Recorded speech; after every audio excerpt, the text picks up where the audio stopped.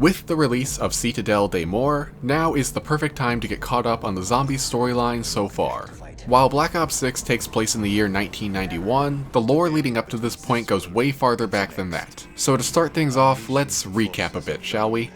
In the beginning, there was only the Aether and the Keepers. Among them were two beings who would Okay, no, we're not going to go back that far. Instead, let's start on August 3rd, 1943, when funding for Project Endstation was approved. The original purpose of Project Endstation was to conduct research into atomic weapons by using a type of particle accelerator known as a cyclotron. But in March of 1944, one of their tests caused the cyclotron to open up a portal into the Dark Aether, a nightmarish dimension that exists parallel to our own. Anybody in close proximity when this occurred was immediately zombified by the element emitted from the rift, later to be known as Etherium, and the cyclotron became self-sustaining, keeping the portal open even without an obvious power source. And elsewhere, ancient relics in the possession of another Nazi group suddenly became imbued with power, allowing whoever wielded one to become bonded with his respective Dark Aether god. Nazi General von List would use one of these artifacts to bond with Cortifex the Deathless in an attempt to turn the tide of the war in Germany's favor,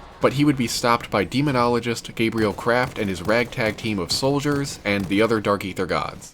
Anyway, Berlin was quite fascinated by the anomaly that Project Endstation had created, and so the group's focus quickly shifted from atomic weapons to Dark Aether research. But Germany was losing the war, and in the following year, Project Endstation would be abandoned, only to be discovered by the Red Army 1 week later, with the cyclotron still functioning and the portal still there. The Russians got to work cleaning up the site, but the cyclotron was proving to be a problem, especially with all the radiation from the portal. So they came up with a plan to send in Kazimir Zykov, a tank mechanic, to single-handedly shut down the German machine. It was a mission from which he was never intended to return, but Zykov was willing to sacrifice his life for the greater good. He was successful in shutting down the machine and severing the connection between the two realms, but in the process, Zykov was left stranded in the Dark Aether. However, unlike most other people who found themselves in this dimension, Zykov managed to survive, becoming stronger and stronger with each passing day. He even managed to consume the old gods, making him the most powerful entity within the Dark Aether. He also would take on a new name, the Forsaken.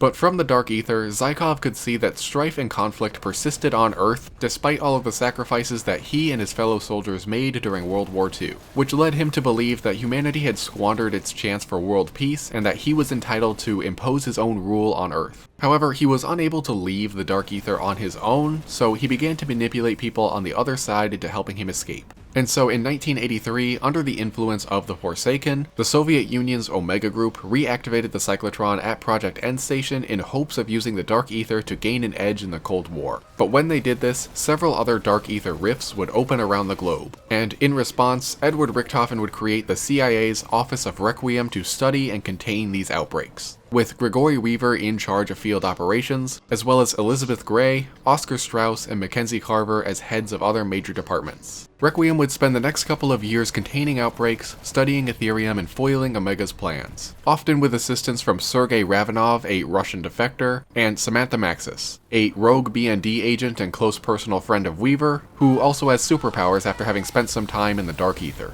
All the while, Richtofen was secretly reporting to a mysterious board of directors and setting up Project Janice. He had locations scouted out for his new facilities and staff ready to run them. He just needed to wait for the right time to put his plans into motion.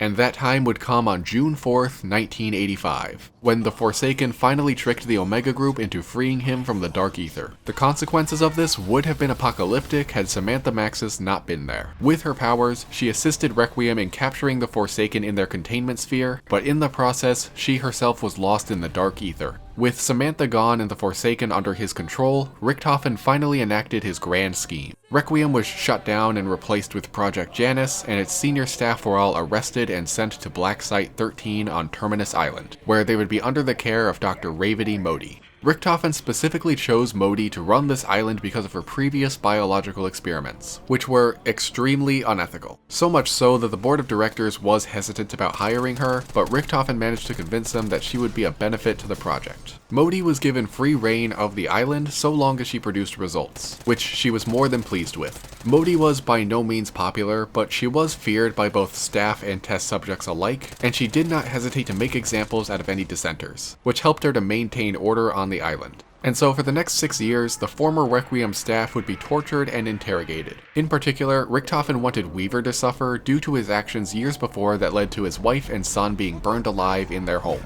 which is likely what set Richtofen on this path of meddling with the Dark Aether. Anyway, the purpose of these interrogations is not entirely clear, but Ernst Duffer, the special interrogator assigned to Terminus in 1987, was able to get the plans for the Aether maturation pods out of Strauss, which would be assembled and used to provide limitless energy to the island, although some of the staff were unsettled by the voices that could be heard from within the devices. A lot of the other projects on the island were conducted with human test subjects. A lot of human test subjects, which were supplied by a man named Franco from the French syndicate in Avalon. Whenever Modi needed more, he would simply take some of the refugees that he was already smuggling and redirect them to the island, where they would never be seen again. But in 1990, a kid named Nathan Aguinaldo, a smuggler with a heart of gold, decided to investigate all of these refugees disappearing in the night. But this just led to him also being sold off to Terminus Island. When he arrived, one of the workers named Owen Guthrie took a liking to him and tried to protect Nathan as best he could, but Nathan was defiant and often refused to cooperate with the scientists, so eventually he was transferred over to the Amalgam Project, where the experiments performed on him would cause all sorts of physical mutations. Now, Owen Guthrie was not a very bold person, but after what happened to Nathan, he decided that he needed to do something. So when the transfer request that he had put in was approved, he started to gather as much evidence as he could about what was happening on Terminus, with the hopes of getting Project Janice shut down and Modi arrested. But unfortunately, Modi would discover what he was up to, and he too was sent to the Amalgam Project, where he would become Patient 13.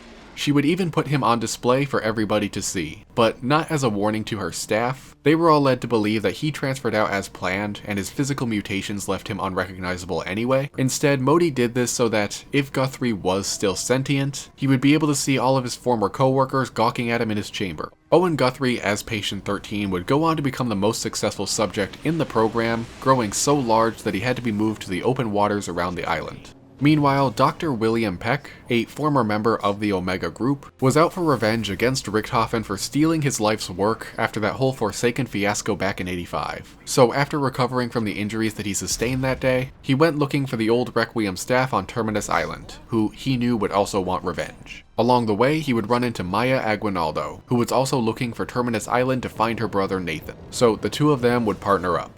Over in West Virginia, the headquarters of Project Janice had brought prosperity to the town of Liberty Falls. But even though the true nature of the project was unknown to the denizens of the town, and even to some of the workers themselves, everybody could tell that there was something off about the whole thing. Whether it be anti-fraternization policies, suspicious funding from criminal syndicates, or rumors of hostages and tanks. On top of that, Richtofen was starting to slip, becoming more erratic and impatient. He was obsessed with results and cared little for the potential dangers of their work. He wouldn't even pay the late fees at the video rental store. Then, on February 18th, 1991, their worst fears were realized. We don't know exactly what happened, but something went wrong and it led to zombie outbreaks at both Liberty Falls and Terminus Island. And in the chaos, Richtofen vanished. 3 of the scientists at Liberty Falls, Moline, Pelletier, and Panos, tried to contain the breaches with machines they had developed, but they would quickly realize that they were unqualified for the task, even with Pelletier's street smarts. The only survivor of the trio was Pericles Panos, who would be trapped in the Dark Aether and only managed to survive by partnering up with a mysterious entity. The next day, a Janice strike team arrived to retake control of Liberty Falls, and with the help of Panos managed to clear up the 2 remaining Dark Aether storms. But in the end, Panos would trick the team into taking his place in the Dark Aether, allowing him to leave and do the bidding of whatever entity he has been communicating with. Simultaneously at Terminus Island, Peck and Maya had just freed the ex-Requiem staff when the outbreak occurred. The group agreed to work together and hunt down Edward Richtofen, but first they would help Maya find her brother Nathan. Which they did, but he was beyond saving, and so Maya put him out of his misery, further fueling her rage towards Franco and Project Janice. At this point, Modi revealed that she had been watching everything unfold from a nearby submarine, and with the help of Sam, an AI program developed by Project Janice, they forced her sub back to the island. They confronted her on the dock, but the mutated Owen Guthrie intervened and killed Dr. Modi. Whether this was a conscious act of revenge or just instinct, we can't be sure, but after being further mutated by the warheads on her submarine, he attacked the rest of the group and they were forced to put him down. With their business on the island concluded, they all reunited in the control room where Sam shared some of Richtofen's classified files with the team. It is revealed that he has been searching for an ancient relic called the Sentinel Artifact, which is said to give its user control over a powerful substance called Prima Materia. He hired the French Syndicate, current employer of Sergei Ravenov, to locate this relic, and to do so they had abducted and are interrogating Gabriel Kraft, who, in addition to fighting with Dark Aether gods, had also once searched for the Sentinel artifacts. With that, the group heads off to Avalon to reunite with Ravenov, rescue Kraft, find the Sentinel artifact if it does exist, get their revenge, and hopefully bring Samantha Maxis back from the Dark Aether.